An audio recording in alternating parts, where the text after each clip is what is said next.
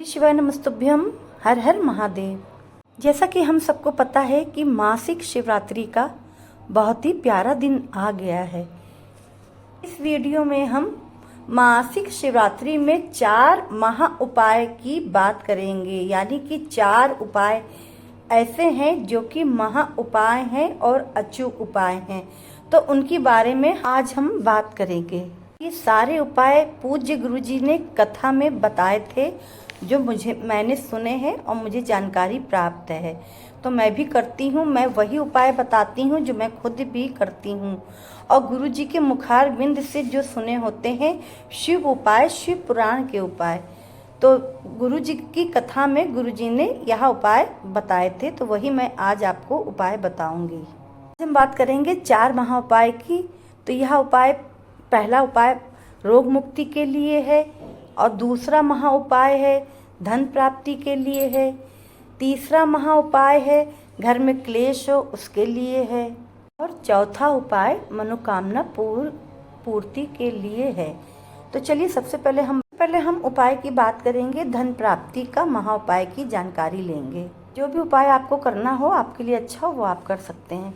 तो सबसे पहले हमें लेना है शमी पत्र लेना है, वो 9 लेने हैं। शमी पत्र आप जानते ही होंगे दोस्तों, शमी पत्र हमको लेने हैं 9 शमी पत्र लेने हैं। आप स्क्रीन पर देख सकते हैं शमी पत्र, शमी का वृक्ष ऐसे होता है। और अगर आपके पास 9 शमी पत्र नहीं मिल पाते हैं तो आप 9 चावल के दाने ले सकते हैं। और साथ ही आपको लेना है, एक कटोरी में आपको शहद निकाल लेना है, और वो शहद निकाल के कटोरी में आपको, और 9 पत्र जो शमी पत्र हैं आपके, तो वो आपको कटोरी में जो शहद है उसमें डुबो लेना है और पहुंच जाना है शिवालय। साथ ही 1 लोटा जल आपको लेके जाना है तांबे के पात्र में। तांबे के लोटे में आपको 1 लोटा जल लेके जाना है, और 9 शमी पत्र शहद में भिगोकर कटोरी में रखकर आपको जाना है। शहद में डूबे हुए शमी पत्र 9 और 1 लोटा जल लेकर आपको शिवालय पहुंच जाना है। शिवालय में आपको शिवलिंग के पास आपको दक्षिण दिशा की तरफ बैठना है, यानी कि आपका फेस उत्तर दिशा की तरफ हो, क्योंकि आप ऐसे अंदाज़ा लगा सकते हैं जो शिवलिंग की जो जलाधारी है, जहाँ जल नीचे की ओर बहता है, तो वो उत्तर दिशा की तरफ होती है। तो आपको उधर नहीं बैठना, ठीक उसके विपरीत बैठना है, यानी कि दक्षिण दिशा की तरफ, तो आपका फेस उत्तर दिशा की तरफ हो जाएगा। तो सबसे पहले आपको 1 लोटा जल शिवलिंग पर चढ़ाना है। धीमे धीमे एक धार बहाते हुए 1 लोटा जल आप चढ़ाएंगे, और साथ ही श्री शिवाय नमस्तुभ्यम का मंत्र जाप करते जाएंगे। उसके बाद जब आपने जल चढ़ा लिया, उसके बाद आपको जो है 9 जो शमी पत्र शहद की कटोरी में जो आप डुबो के ले गए हैं, तो उसको एक एक करके आपको शिवलिंग पर श्रृंगार करना है, मतलब सजाना है।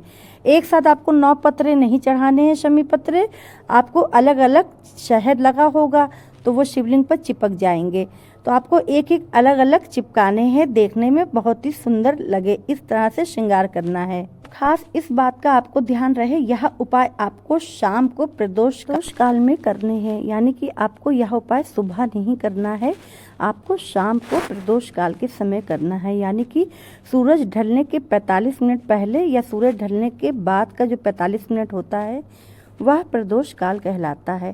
तो शाम के समय आपको यह उपाय करना है, और अगर आप शाम को नहीं कर सकते हैं तो सुबह नहीं करिएगा। शाम को नहीं कर सकते हैं तो रात को आपको रात्रि में 9 बजे के बाद, 9 बजे या 9 बजे के बाद आप 10 बजे के अंदर, 9 के 10 के बीच के अंदर आप यह उपाय कभी भी कर सकते हैं। हर एक उपाय का अलग तरीका होता है। अगर हम नियम से और सही जानकारी से अगर उपाय करते हैं तो हमें उसका फल जरूर प्राप्त होता है, और वो हमारे उपाय जरूर फलते हैं। तो इसलिए इस बात का जरूर ध्यान रखिएगा, प्रदोष काल में ही करने हैं।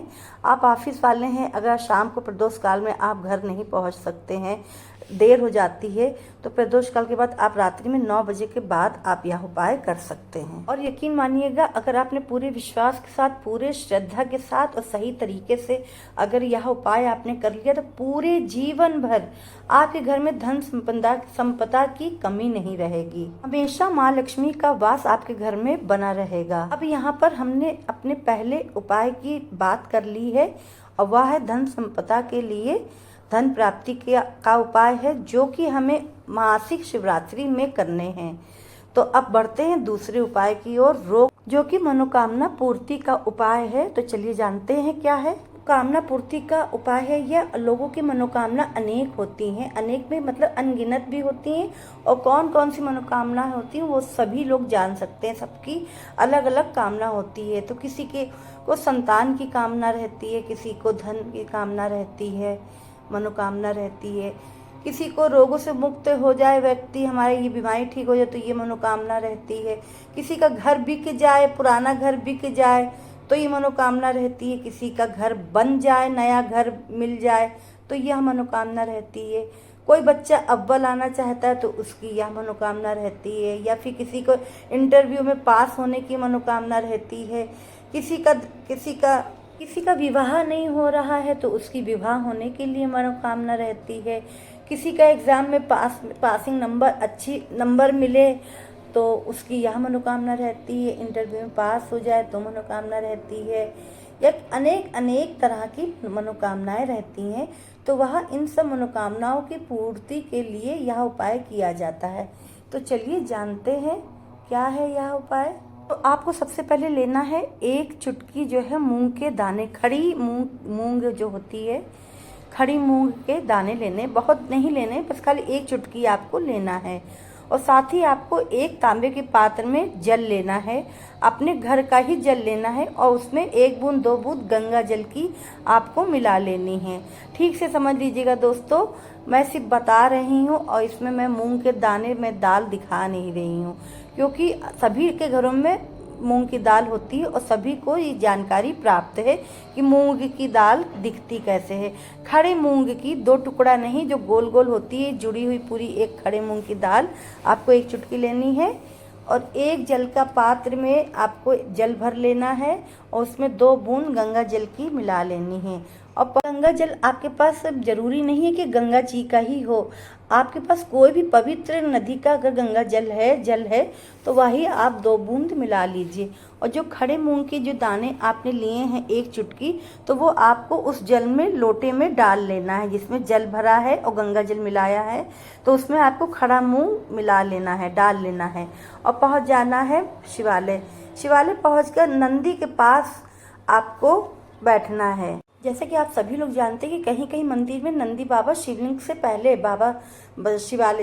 पहले बैठे विराजमान मिलेंगे, और कहीं कहीं ज़्यादातर मंदिर में आपको शिवलिंग के पास नंदीश्वर भगवान बैठे हुए मिलेंगे।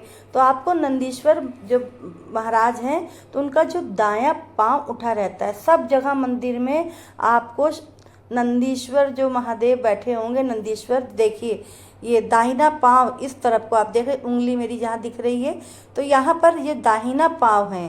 जैसे कि हमारा दाहिना हाथ होता है दाहिना पांव, तो उसी तरह से नंदी महाराज का भी दाहिने पांव पे आपको जो दायां पांव ही उठा रहता है, ऊपर की ओर उठा रहता है और आगे निकला रहता है। बायां पांव मुड़ा रहता है और नीचे की ओर रहता है।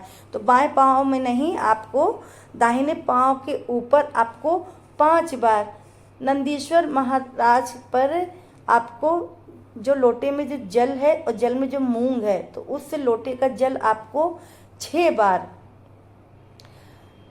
बार आपको जो है नंदी के पांव के ऊपर आपको चढ़ाना है। पूरा जल नहीं चढ़ा देना है दोस्तों, सिर्फ 6 बार आपको रुक के, एक बार थोड़ा सा डाला, फिर 2 बार, फिर 3 बार, फिर 4 बार, फिर 5 बार, फिर 6ठी बार, तो 6 बार थोड़ा थोड़ा जल आपको चढ़ाना है नंदी के दाहिने पांव के ऊपर। फिर आपको शिवलिंग के पास बैठ जाना है उत्तर दिशा की तरफ मुख करके, यानी कि आपको बैठना है दक्षिण दिशा की तरफ। तो फिर उसके बाद जो आपका जो बचे हुए लोटे का जो जल है तो वो आपको शिवलिंग के पास में, शिवलिंग के ऊपर आपको चढ़ा देना है। तो आपको करना क्या है, शिवलिंग के ऊपर पूरा नहीं चढ़ाना है, तो वो भी आपको गिनती करके 7 बार आपको श्री शिवाय नमस्तुभ्यम कहते हुए आपको चढ़ाना है। और साथ ही अपनी मनोकामना जो भी आपकी विश है वो आप महादेव जी से कह दीजिए, और फिर जो है आप जो है अपनी मनोकामना कहते हुए 7 बार शिवलिंग पर आपको जल चढ़ा देना है। और साथ में जो खड़ी मूंग जो उसमें पड़ी है तो उसको हाथ से निकाल के आपको शिवलिंग के ऊपर चढ़ा देना है। तरह से जल चढ़ाएंगे तो शिव बाबा अति प्रसन्न होंगे, क्योंकि आपने सबसे पहले नंदी महाराज को जल चढ़ाया है। और नंदी महाराज को जल चढ़ाने के बाद जब आप शिवलिंग पर महादेव जी को जल चढ़ाते हैं तो इससे जो है मनोकामना पूर्ण होती है। नंदी महाराज हम महादेव जी से हमारी मनोकामना पूरी करने के लिए कहते हैं। अब आपको ठीक से समझ में आ गया होगा दोस्तों। चलते हैं तीसरे महा उपाय की ओर। और ये भी उपाय आपको प्रदोष काल के समय ही करने हैं, यानी कि आज मासिक शिवरात्रि है। मैं थोड़ा सा ये वीडियो लेट बना रही हूँ, लेकिन ये शाम को प्रदोष काल के समय एक उपाय करना है आपको।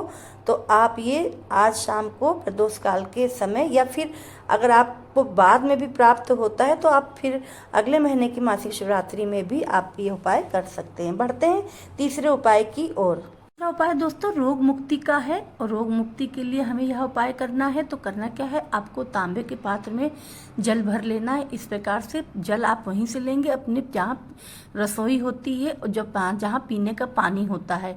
आरओ वाटर, मेरी यहाँ आरओ वाटर लगा तो मैं आरओ वाटर से ले रही हूँ। आप आरओ वाटर से भी ले सकते, जहाँ आपका घड़ा हो, घड़े में पानी भर के रखते हो या बाल्टी में पानी भर के रखते हो तो वहाँ से ले लेना है। साथ ही आपको जल भर के आपको जो है और एक बेलपत्र आपको अपने हाथ में ले लेनी है। बेलपत्र कहीं से भी कटी फटी ना हो दोस्तों। और जो बेलपत्री का जो डंडी का जो भाग है तो वो भी आप जो डंडी के पीछे भाग में जो ठूट होता है, गांठ होती है, तो वो आप तोड़ देंगे। और आपको हाथ में बेलपत्र लेना है, जल के पात्र में बेलपत्र नहीं डालना है। तो आपको जो है एक लोटा जल लेके और हाथ में बेलपत्र लेके आप अपने घर के हर रूम में, हर कमरे में, रसोई से लेके कमरे तक, ड्राइंग रूम में, बेडरूम में, लिविंग रूम में, कहीं भी, डाइनिंग रूम में, ड्रेसिंग रूम में, सब जगह आपको वो जल का पात्र लेकर घूमना है। कुंदकेश्वर महादेव का स्मरण करना है। कुंदकेश्वर महादेव का स्मरण करना है या कुंदकेश्वर महादेव का स्मरण करते रहना है। कुंदकेश्वर महादेव रोग मुक्ति के देवता हैं। वो हमें रोगों से, बीमारियों से दूर भगाते हैं, हमारा रोग खत्म करते हैं और हमें रोग मुक्ति करते हैं। तो कुंदकेश्वर महादेव का स्मरण करते हुए आपको हर रूम में, अपने घर में आपको जल, कलश का जल और हाथ में बेलपत्र लेके घूम लेना है। सिर्फ वॉशरूम को छोड़ के दोस्तों, वॉशरूम को छोड़ के सब जगह, आंगन में, आपको छत में और सारे रूम में आपको घूम लेना है। और जो आपके घर में जो रोगी व्यक्ति है तो उस रोगी व्यक्ति से उस कलश को छुआना है। और उसके बाद जो है सबसे पहले आपने घूम लिया, फिर उस जल के पात्र में आपने वो बेलपत्र जो थी वो आपको डाल देनी है। बेलपत्र आपने जल के अंदर डाल दिया और फिर जो रोगी व्यक्ति आपके घर में है, अगर वह बिस्तर पर है, मंदिर नहीं जा सकता है, तो आपको उससे छुआ लेना है कुंदकेश्वर महादेव का नाम लेते हुए। कुंदकेश्वर महादेव का नाम लेते हुए आपको छुआ लेना है। और अगर रोगी व्यक्ति इतना मतलब स्वस्थ है, मतलब कि वो चल फिर सकता है और सब आ जा सकता है, तो वो यह उपाय वह स्वयं भी कर सकता है। तो आप जो है यह उपाय अगर स्वयं करना चाहें तो स्वयं कर लीजिए। अगर अपने किसी परिवारजन के, किसी व्यक्ति के लिए आप यह उपाय कर रहे हैं तो उस रोगी व्यक्ति से हाथ का टच जरूर कराना है। लोटे में, पात्र में, जल के पात्र में बेलपत्र पड़ी है तो उसमें आपको टच करा लेना है। और फिर पहुंच जाना है शिवालय। शिवालय आपको पहुंच जाना है शिवलिंग के पास। शिवलिंग के पास आपको उत्तर फेस करके दक्षिण दिशा की तरफ बैठ जाना है। तो आपको फिर करना क्या है, आपको जो कलश से आपको जल जो है, जो कलश में जो आपने बेलपत्र डाली है, तो वो कलश का जल आपको धीमे धीमे शिवलिंग पर चढ़ाना है, कुंदकेश्वर महादेव का स्मरण करते हुए।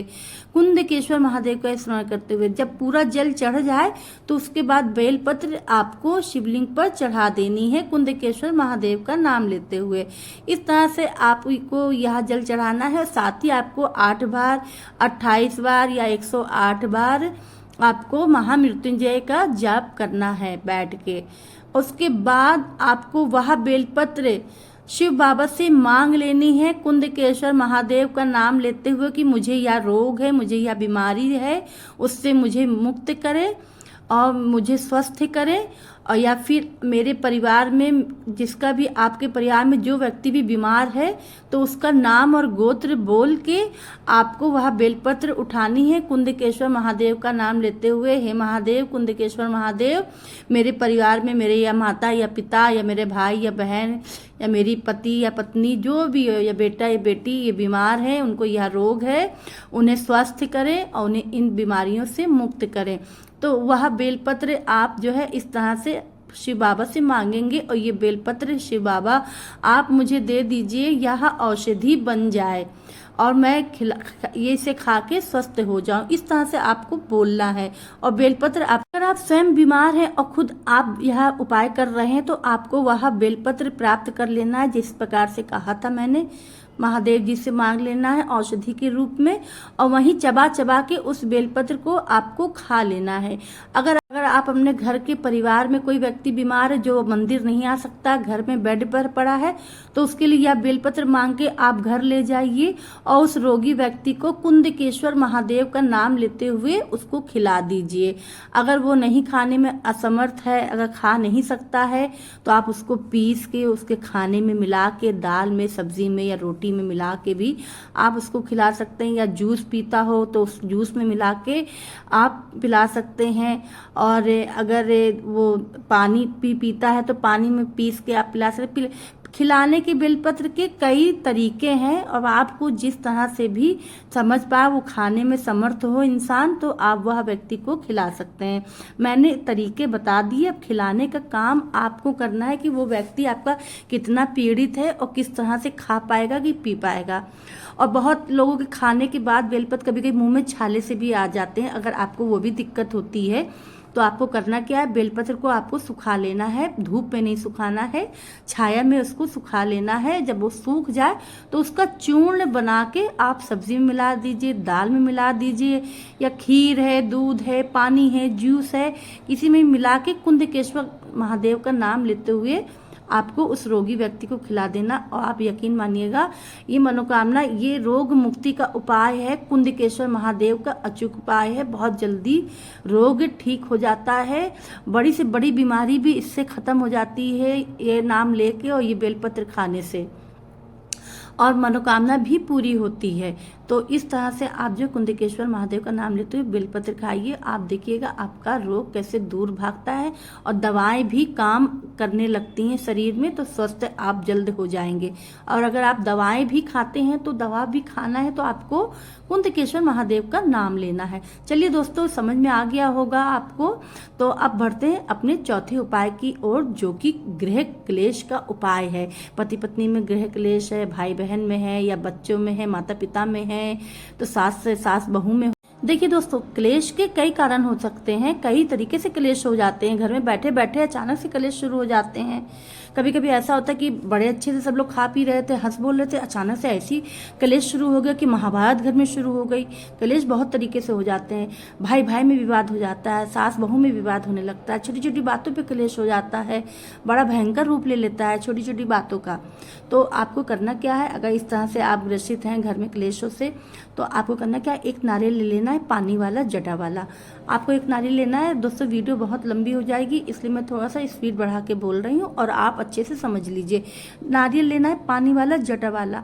आपको नारियल लेना है, एक मौली ले लेनी है, मौली का पूरा रोल ले लेना है। मात्र 10 रुपये का, 15 रुपये का मिलेगा दोस्तों, आपको वह ले लेना है।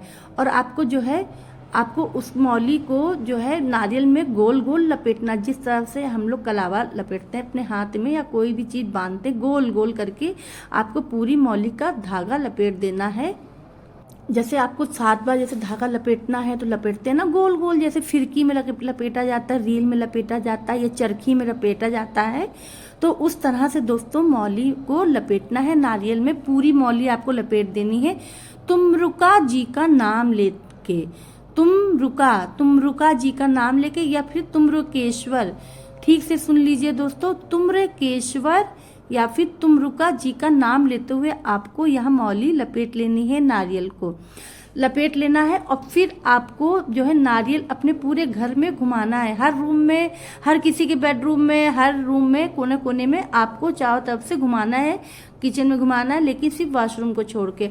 और पहुंच जाना है शिवालय, शिवालय पहुंच जाना है दोस्तों। आपको पहुंच के आपको कोई भी दिशा में आपको खड़ा होना है, कोई भी दिशा में खड़े हो सकते हैं। शिवलिंग के पास आपको वह नारियल तुम्रकेश्वर या तुमरुका जी का नाम लेते हुए शिवलिंग पर टच कराना, हल्के से, ज्यादा तेज नहीं कि उनको चोट लग जाए बाबा को। हल्के से छुआ लेना है, छुआ के आपको शिवलिंग के नीचे रख देना है, जलाधारी पे नहीं रखना है, शिवलिंग के ऊपर नहीं रखना है दोस्तों नारियल। ज्यादातर लोग गलती कर देते हैं, कहते हैं गुरुजी अगर हम जलाधारी पे रखते हैं या शिवलिंग के ऊपर कोई भी खाने पीने की वस्तु या नारियल या फल रखते हैं, इससे हमारे ऊपर दुख और मुसीबतों का जो है भार बढ़ जाता है, जिम्मेदारी बढ़ जाती है। इस कारण हमें वो सब शिवलिंग पर नहीं रखना है। तो नारियल बस आपको छुआ लेना है शिव बाबा से शिवलिंग पर और फिर शिवलिंग के नीचे रख देना है, तुम्रकेश्वर तुमरुका जी का नाम लेते हुए। बस इतना ही करना है दोस्तों। बस ये नारियल रख के आपको वापस आ जाना है, अपनी प्रार्थना और मनोकामना कहते हुए, घर में क्लेश है, ये है, जो है, तो आपको मनोकामना कह के बस बाबा को प्रणाम करके आपको वापस मंदिर से घर आना है और पीछे मुड़ के नहीं देखना है, आपको पीछे मुड़ के नहीं देखना। और नारियल का उपाय मैं बता रही हूँ दोस्तों, लेकिन यही नारियल से मेरे गुरुजी को चोट पहुंची। पता नहीं किस दुष्ट इंसान ने, दुष्ट व्यक्ति ने नारियल फेंक के गुरुजी को मारा, जो आज हम लोग उनकी कथाओं से वंचित हो गए हैं और उनका मुख देखने के लिए तरस गए हैं। उनका चेहरा देख लेते हैं, एक जीने की एक हिम्मत बढ़ जाती है, हमें अपने दुखों को सहने की और कटने का, और जो है जो साहस मिल जाता है ना गुरुजी का मुखारबिंद से जो कथा सुन लेते हैं। और खैर छोड़िए दोस्तों, अब जो है गुरुजी स्वस्थ हो चुके हैं, वो जल्द ही वापस आएंगे, बस हमें अब खुशी मनानी है। जो हुआ सो हुआ, हमारे गुरुजी अच्छे हो गए हैं बस। तो आप जो है यह सब उपाय मासी शिवरात्रि को भी कर सकते हैं और जो है प्रदोष के दिन भी कर सकते हैं। अगर आपके पास ज़्यादा परेशानी है तो आपको कोई दिन कोई वार नहीं देखना। परेशानी है तो पता चला आप मासिक शिवरात्रि का इंतजार कर रहे हैं या प्रदोष का इंतजार कर रहे हैं, लेकिन यह सब आपको उपाय करने हैं, प्रदोष काल में करने हैं। सिर्फ ये नारियल वाला उपाय आप किसी भी समय, सुबह या शाम, किसी भी समय कर सकते हैं। तो दोस्तों वीडियो आपको समझ में आया होगा, उपाय समझ में आए होंगे, और जो कुछ भी नई जानकारी प्राप्त हो पा रही है वो आपको, तो प्लीज़ कॉमेंट द्वारा मुझसे पूछ सकते हैं, मैं रिप्लाई ज़रूर दूंगी। और प्लीज़ अगर आप मेरे जो चैनल में नए हो, मेरी आवाज़ जो पहली बार सुन रहे हो, मेरे भाई बहन, मेरे दोस्त, तो प्लीज़ चैनल को लाइक कर दीजिएगा और कमेंट बॉक्स में हर हर महादेव शंभू लिखना ना भूलिएगा। फिर मिलते हैं नेक्स्ट उपाय में नए वीडियो के साथ, तब तक के लिए श्री शिवाय नमस्तुभ्यम, हर हर महादेव शंभू।